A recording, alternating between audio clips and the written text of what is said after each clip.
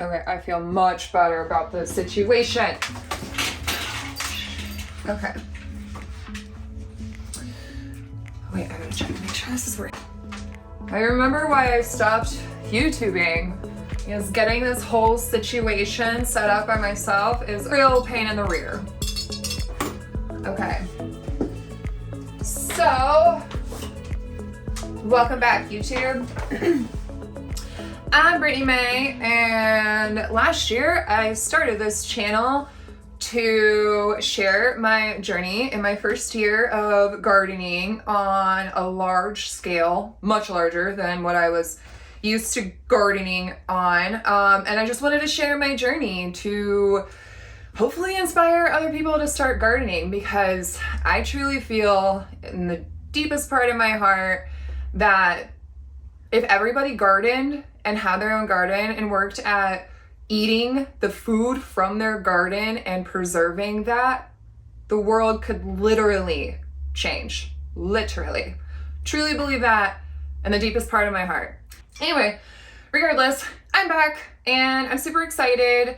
I really have my great friend Annie to thank for this. And recapping 2021, I purchased my house in 2020 and I own about just shy of an acre, pretty much. I wanted to transform 1,000 square feet space into food production. And my goal was to learn how to preserve and also yield around 80% of our food consumption. So those were the major goals. Secondary goals were just to reconnect. I was going through a lot of healing and just feeling really disconnected, just in general, with the life outside of me. And COVID obviously was kind of like a Kickstarter to make that light bulb go off, like, oh, the world's quickly changing. I'm recognizing that a lot of this chaos is a direct reflection of our community at large. This insight that I received that if everybody just garden and preserve their food, like, whoa, the world could literally change, and I should be a little bit like Gandhi. Be the change you want to see in the world. So anyway, that's pretty much why I started this garden in the first place. Why did I get on this tangent? I'm really jacked up on coffee right now. I'm on my third cup. So let's circle back to the topic of today, which is my 2021 lessons from the garden. I wrote down 5, and then my wrist started hurting. I've been having some issues here. I think some inflammation. Not that the coffee's helping anything. These were just the top 5, like, bullet points that I really felt resonated. They were just the first top things that came to mind. And then as I started thinking about these things, as I wrote down these, some additional insights came to mind where there were other bridges of lessons, of awarenesses that moved beyond the garden and into my life because of gardening. So I wanted to share those as well, because I think that's also the magic of gardening. There's so much more to gardening than just growing your own food. And I think that's important to recognize. Lesson number 1. I'm aging, so it actually...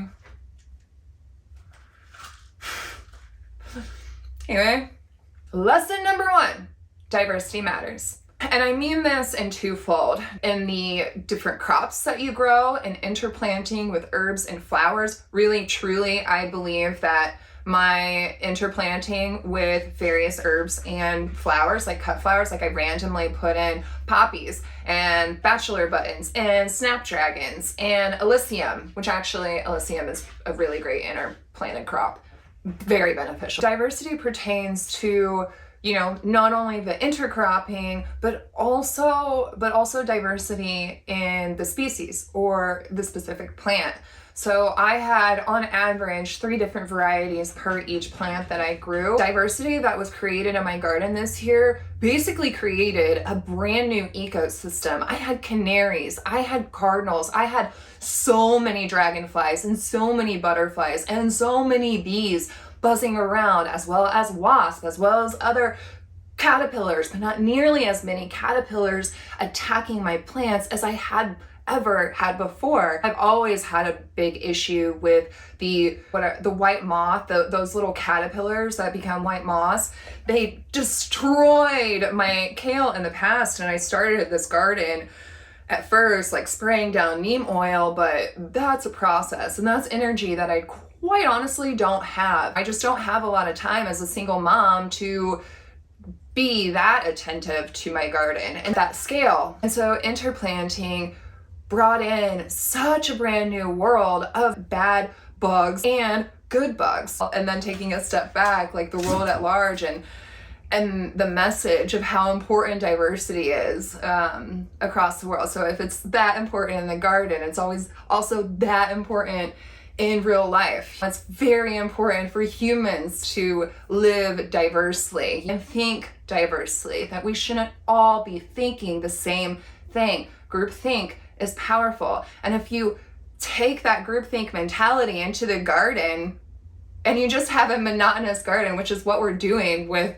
all of the farms across America, killing topsoil and cutting down on the diversity of the world, it's incredible.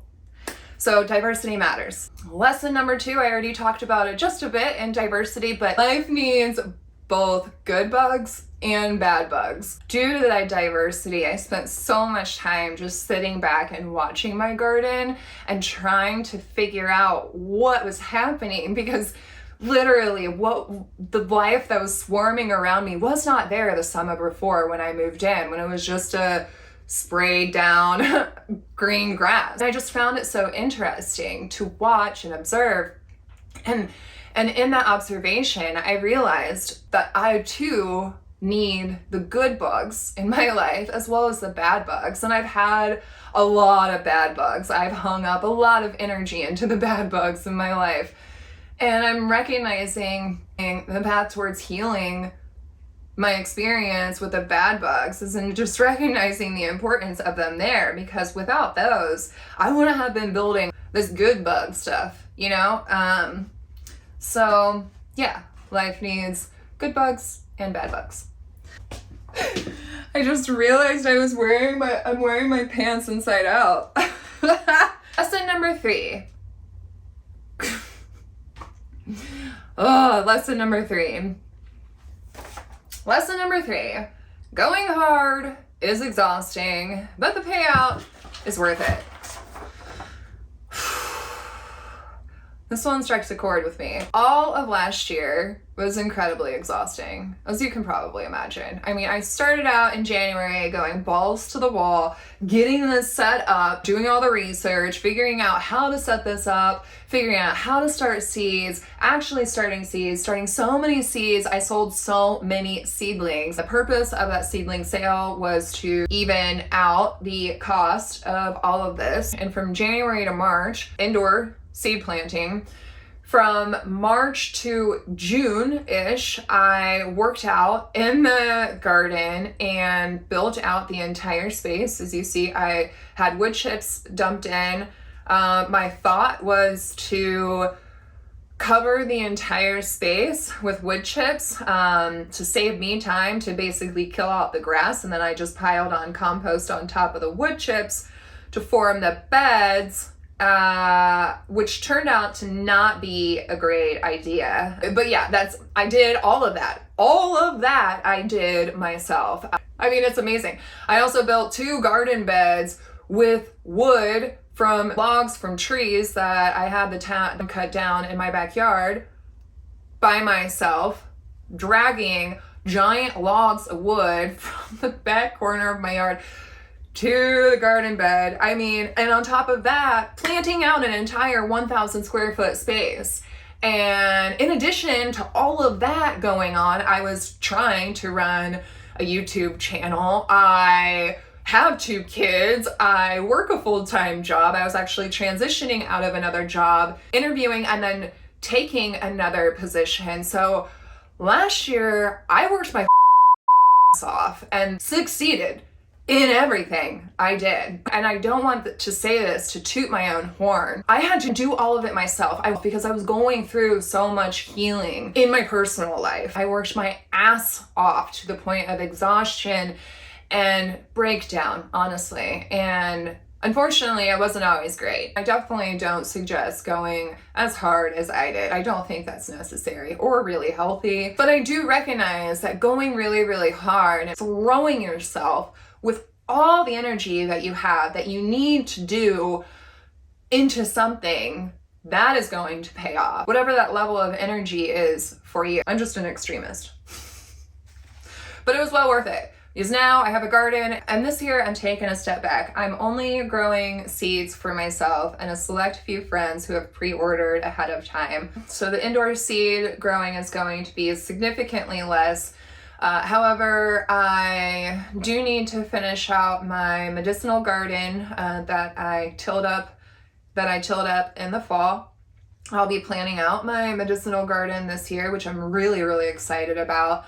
That's my leveling up plan, which is to not only produce 80% of my food, but also produce the majority of our medicine. And then I will need to remedy the wood chip bed situation. So I need to remove all of the compost, push out all of the wood chips, and then place the compost back. Hopefully connect with a friend who has a backhoe who can do that for me, because I realized last year I'm not a spring chicken. And that leads me to lesson number 4, which is failure is inevitable. Failure is inevitable, but even in failure, success can be found.